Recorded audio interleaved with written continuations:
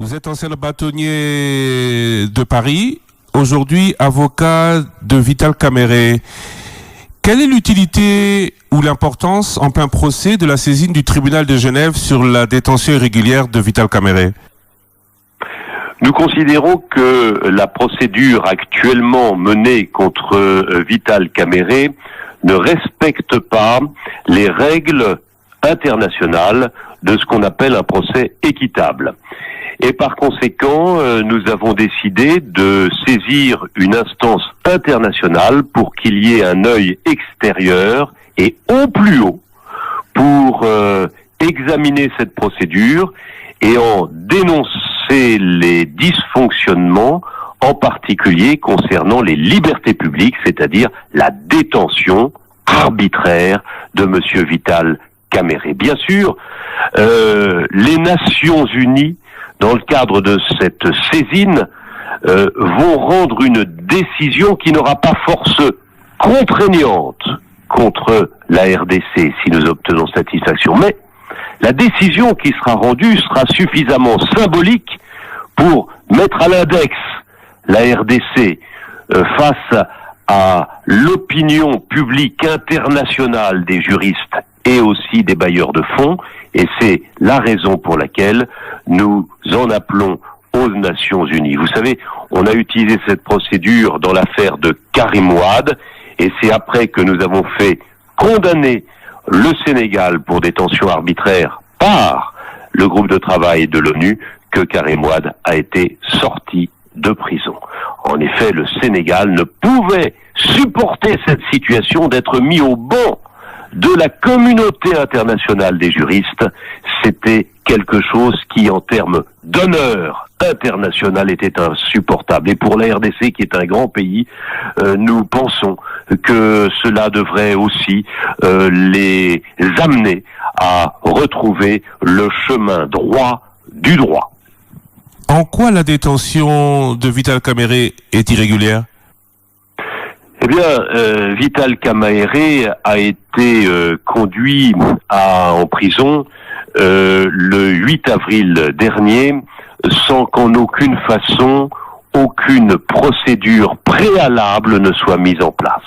Il n'y a pas eu d'enquête, il n'y a pas eu d'instruction, il n'y a pas eu d'information judiciaire. Un jour, on est allé le chercher, c'est une main qui a saisi son épaule et on lui a dit « suis-moi en prison ». Et ça, vous voyez, c'est la main de l'arbitraire. Et ce n'est qu'après que la procédure pénale a été mise en place et immédiatement que le procès a été organisé sans qu'on puisse lui laisser la possibilité de le préparer, de discuter les preuves, de faire valoir ses arguments, d'aller chercher par des investigations les moyens de démontrer son innocence, et tout cela montre que c'est une arrestation par le fait du prince et non pas une arrestation qui reçoit les contingences internationales de protection des droits humains. Revenons au procès proprement dit. Le ministère public et la partie civile pensent aujourd'hui avoir fait la démonstration de la culpabilité du directeur de cabinet du président de la République. N'êtes-vous pas inquiet pour votre client? Écoutez, vous avez bien dit dans votre question que le ministère public et la partie civile pensaient avoir établi la culpabilité. Nous répondons que non. Et nous sommes certains que non. C'est-à-dire que le doute est de l'autre côté. La partie civile et le procureur pensent. Ils n'ont pas la certitude. Donc il y a un doute. Mais mieux qu'un doute, moi je viens vous démontrer qu'il n'y a pas de charge contre Vital Kamerhe. Il n'y a pas de charge parce que, qu'est-ce qu'on lui reproche? On lui reproche d'avoir détourné de l'argent public. Et ce détournement résulterait de virements bancaires, de SWIFT, d'écriture financière. Tout ça, c'est quelque chose qu'on peut tracer, retracer, montrer, apporter comme preuve matérielle face à des juges. Eh bien, ces preuves matérielles ne sont pas dans le dossier. Moi qui ai reçu une partie du dossier, je n'ai pas vu ces documents-là. Ces documents-là n'existent pas. Ces documents-là sont assénés comme des certitudes par la partie adverse, sans que jamais on les ait sortis du dossier pour nous les montrer et pour nous permettre de les discuter. Donc, sans preuve, mais avec seulement des rumeurs, avec seulement des accusations à l'emporte-pièce, on ne peut pas déterminer des juges à condamner, et à condamner si lourdement, vous l'avez vu, le parquet a requis 20 ans de travaux forcés, ce qui fait froid dans le dos quand on sait qu'ils l'ont fait sans se fonder sur des preuves tangibles. On parle toutefois d'enrichissement de votre client consécutif à ses fonctions. N'a-t-il pas reçu dans son compte, vous dites que vous n'avez pas tout reçu, mais n'a-t-il pas reçu des fonds dans son compte? N'a-t-il pas acheté un hôtel particulier en France? Son épouse n'a-t-elle pas reçu davantage, tout comme ses belles-filles? Alors voyez, vous participez à ce qu'il y a de pire pour un avocat à colporter des rumeurs. Vous me posez des questions, vos questions sont évasives, vous parlez par exemple d'un hôtel particulier, non. Il n'y a pas d'hôtel particulier. Une commission rogatoire vient d'être délivrée, annoncée, pour que la RDC demande à la France de collaborer. Ça s'est passé à l'extrême fin du procès, comme si justement on n'avait pas suffisamment de preuves tangibles dans la procédure et qu'il fallait au dernier moment en appeler à la collaboration de la France par une commission rogatoire internationale, mais cette commission rogatoire internationale commence seulement, et d'après les renseignements que nous avons déjà, eh bien, il n'y a aucun hôtel particulier en France. Il y a 2 maisons de campagne, ou 3, l'une qui a été acquise par l'épouse de Vital Caméré avant leur mariage,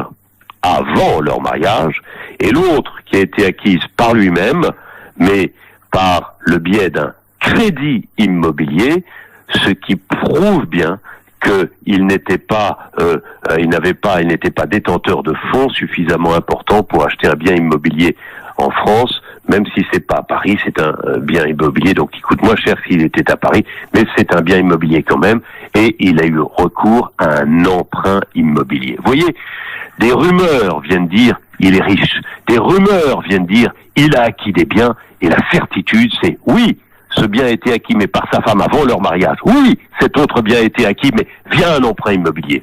Donc ces rumeurs, lorsqu'on les confronte à la réalité, deviennent non pas des éléments à charge contre lui, mais des éléments à décharge, qui au contraire nous permettent aujourd'hui de pointer du doigt l'accusation en disant que de façon vague et de façon imprécise et en tordant le cou à la vérité, on vient accuser Vital Caméré.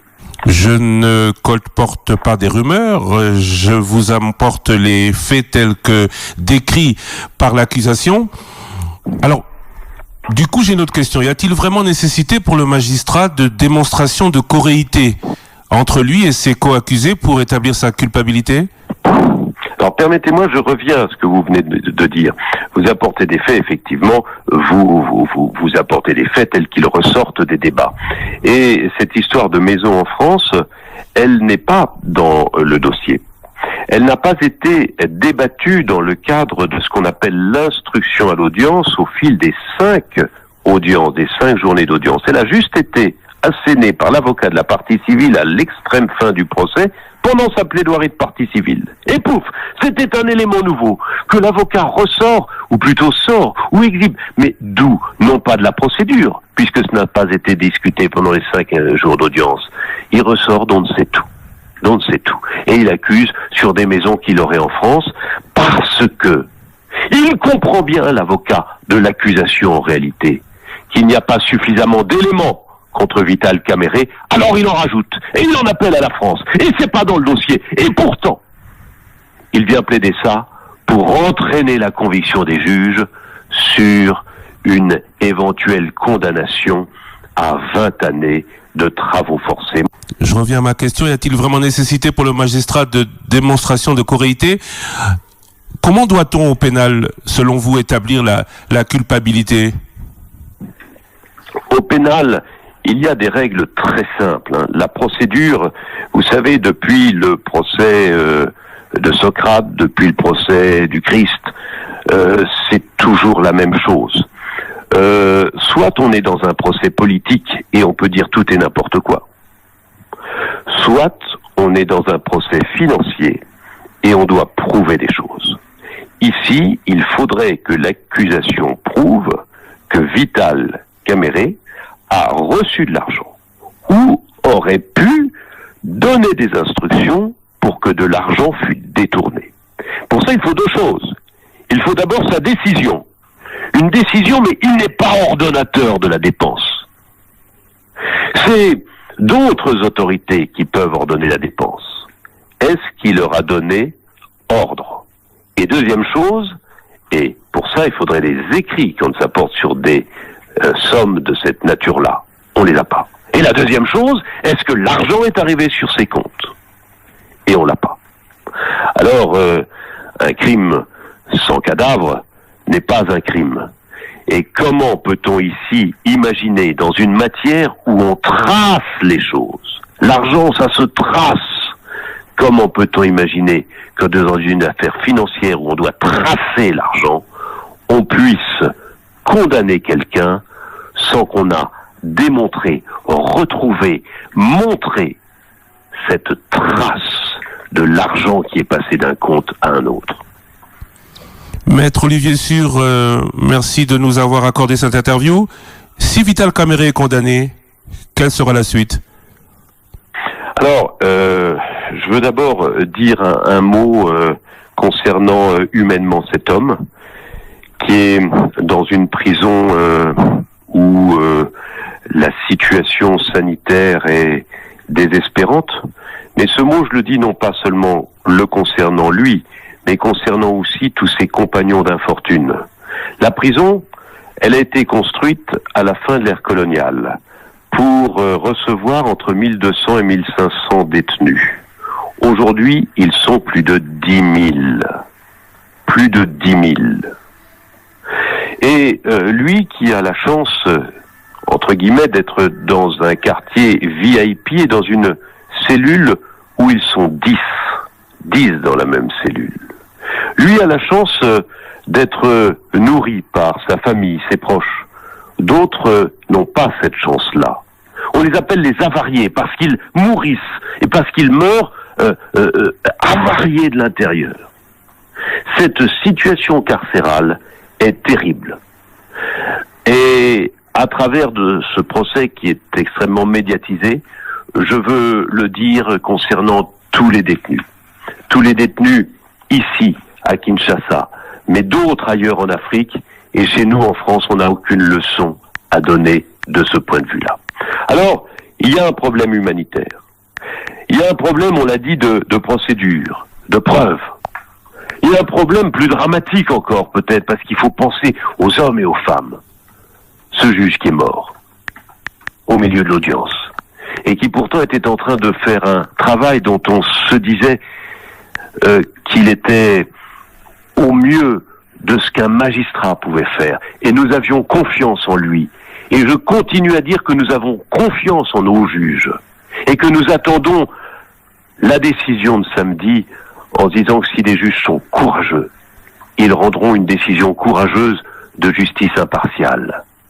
Donc, si je vous dis tout cela, c'est qu'il y a des problèmes humains, des problèmes de rapport de force, des problèmes où la vie et la mort sont en jeu. Et c'est la raison pour laquelle ce dossier cristallise le drame d'une justice qui est difficile à rendre et qui est impossible à exécuter lorsque elle est aux ordres d'un pouvoir politique. C'est pour ça, à nouveau, je le dis, que nous avons saisi les instances internationales. Alors maintenant, s'il est condamné, qu'est-ce qu'on fera? On fera évidemment appel. On saisira le deuxième degré de juridiction.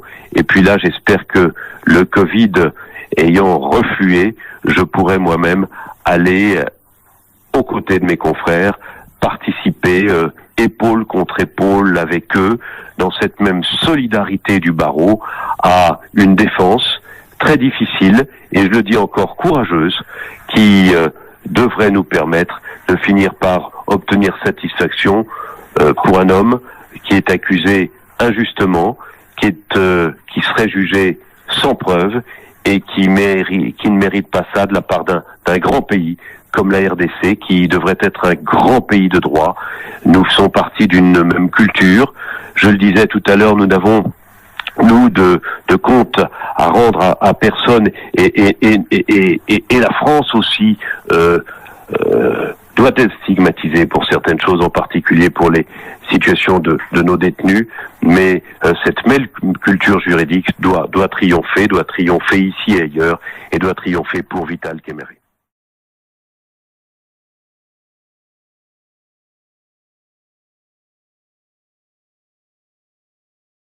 Oh, Congolais, lèvons-nous, unissons-nous et bâtissons notre cher et beau pays. Alléluia.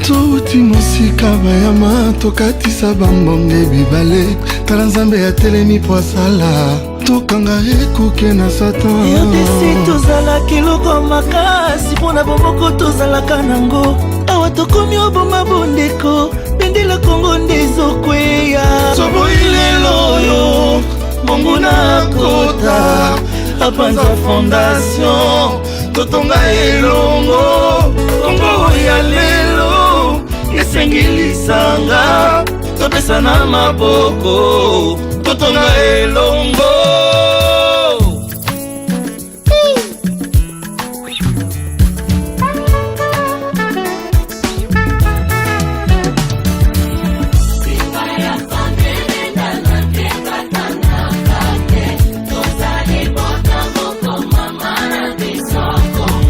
Oh, aimons-nous les uns les autres, car l'amour supporte tout.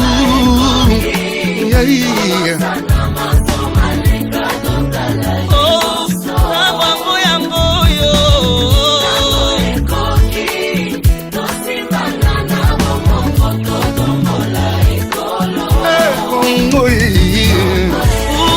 Bana ya Congo kosana pona nini ye batoto ya Congo kukosana ni kwa nini mampangi ya mono kunona samu na inki bana bamwe na Congo we kutananga nengungwa nchine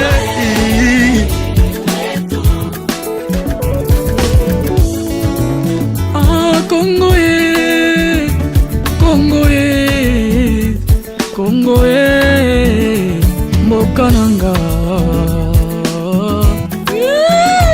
Jésus mboka nini boye bayembela nzambe na nsala mboka nini boye balinga nzambe na milelo kombo yo penza oza shoya nzamba bomoi mikasi tubumati ubonde kolikola biloko ekoleka Il n'est jamais trop tard pour faire le bien.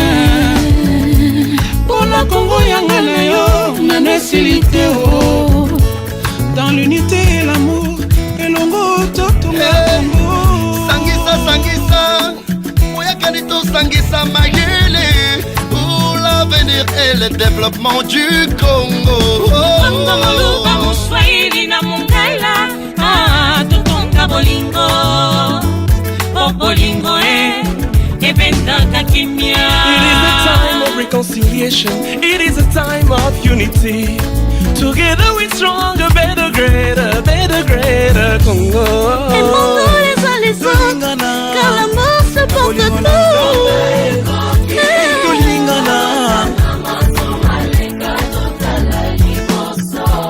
Congo ya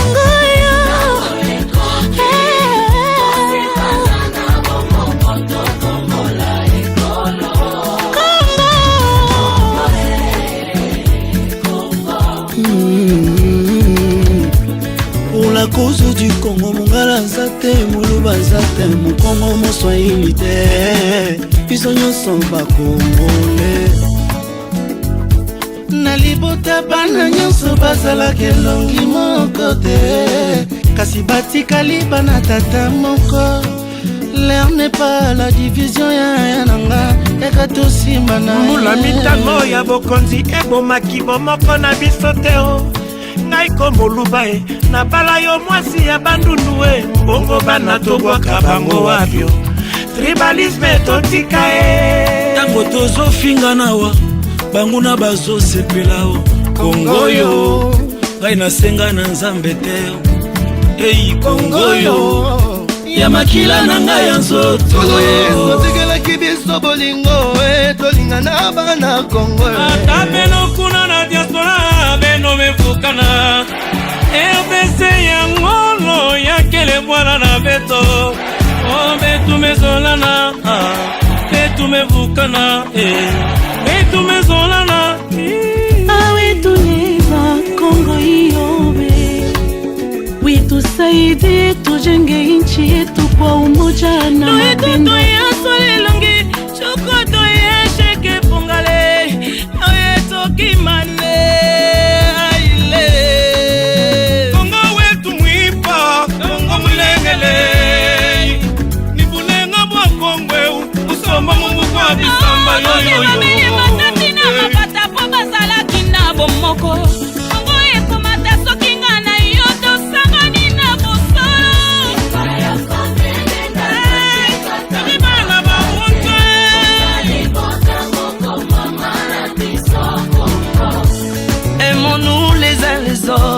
Car l'amour supporte tout.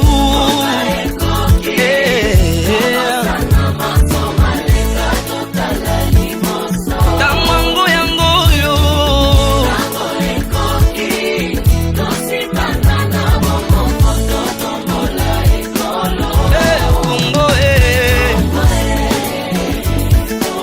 Na bomoko tokolonga wa umoja tutashinda. Na bumosi betanunga hey mobabu mwane tochimune. Beto vanda kisika mosi beto kala kintwadi. Tanga boka bwana esili ekomi moto na moto amema. Libanga na ye kona kotonga Kongo.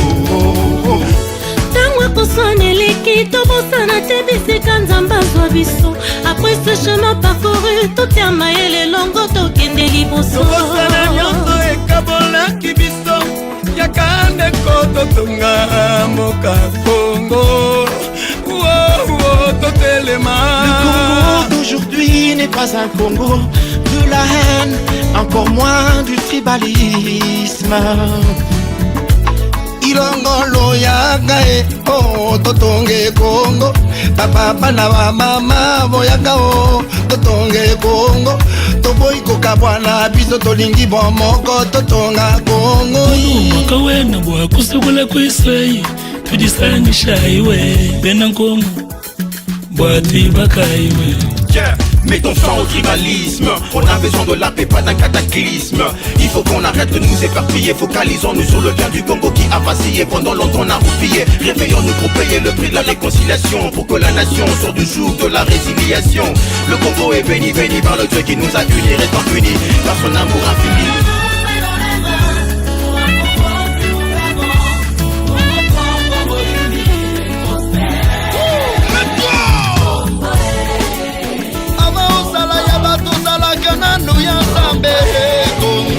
Kongo ya kimbangu ya malula ya muze aidi na bana Kongo ya Kasavubu na Lumumba. Oh Kongo yo ya Mobutu na muze Kabila.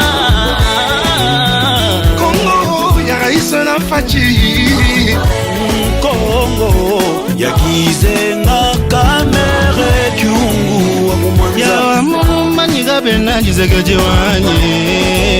Kongo ya Katumbi Fayulu na Bemba Hey, ditunga jetu ja kwendela tungu. Jakutemba kubantu tindi na je.